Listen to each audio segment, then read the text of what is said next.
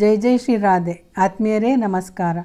ಕಾಗೆ ಪಾಪ ಕಷ್ಟಪಟ್ಟು ಗೂಡು ಕಟ್ಟಿ ತನ್ನ ರಕ್ಷಣೆಗೆ, ಮರಿಗಳ ರಕ್ಷಣೆಗೆ ವ್ಯವಸ್ಥೆ ಮಾಡಿಟ್ರೆ ಈ ಕೋಗಿಲೆ ಕೂಲಾಗಿ ತನ್ನ ಮೊಟ್ಟೆ ಕಾಗೆಗೂಡಲಿಟ್ಟು ಕಾಗೆಗಳಿಂದ ಮರಿ ಮಾಡಿಸುತ್ತದೆ.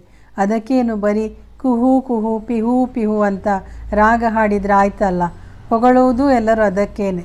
ಎಲ್ಲರಿಗೂ ಇಷ್ಟವಾಗುವುದು ಕೋಗಿಲೇನೆ. ಇಂಥ ಕಳ್ಳ ಕೋಗಿಲೆಗಳು ಎಲ್ಲರಿಗೂ ಇಷ್ಟವಾಗುವ ಅಮಾಯಕರಂತೆ ನಟಿಸುವವರು, ಬೇರೆಯವರಿಂದ ಅಡ್ವಾಂಟೇಜ್ ತಗೊಳ್ಳುವವರು ನಮ್ಮ ಸಮಾಜದಲ್ಲಿ ತುಂಬಿ ಹೋಗಿದ್ದಾರೆ.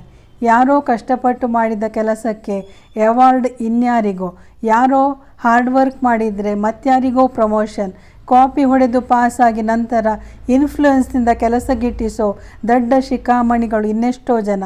ಕೋಗಿಲೆಗೆ ಪಾಪ ವಂಶವಾಹಿನಿಗಳಿಲ್ಲ ಅಂತ ಈ ರೀತಿ ಪ್ರಕೃತಿ ನಿಯಮವೇನೋ ಅದಕ್ಕೆ ಹೋಲಿಸೋದು ತಪ್ಪು.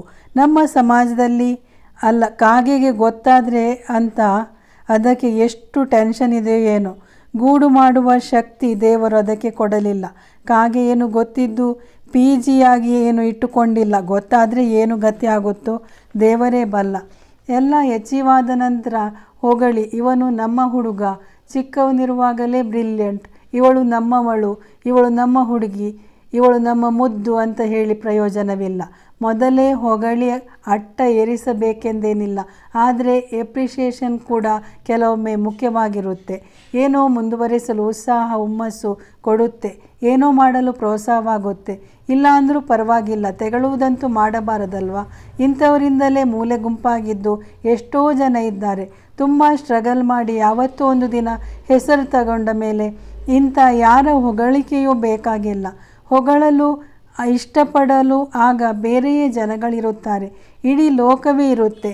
ಯಾರದೇ ಸಪೋರ್ಟ್ ಇಲ್ಲದೆ ಎಲ್ಲರ ತೆಗಳಿಕೆ ಹೀಯಾಳಿಕೆಗಳ ಜೊತೆ ಬೆಳೆದು ಬಾಳಿ ಸಾಧನೆ ಮಾಡಿದರೆ ಅದಕ್ಕೆ ಸಾಧನೆ ಎನ್ನಬೇಕೆ, ಹೋರಾಟ ಎನ್ನಬೇಕೆ, ಸಂಘರ್ಷ ಎನ್ನಬೇಕೆ ಗೊತ್ತಿಲ್ಲ. ಹೋರಾಟದಲ್ಲಿ ಜಯವೇ, ಸಂಘರ್ಷದ ಕೊನೆಯೇ ಗೊತ್ತಿಲ್ಲ.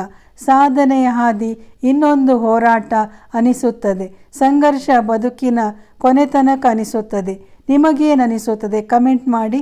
Thank you.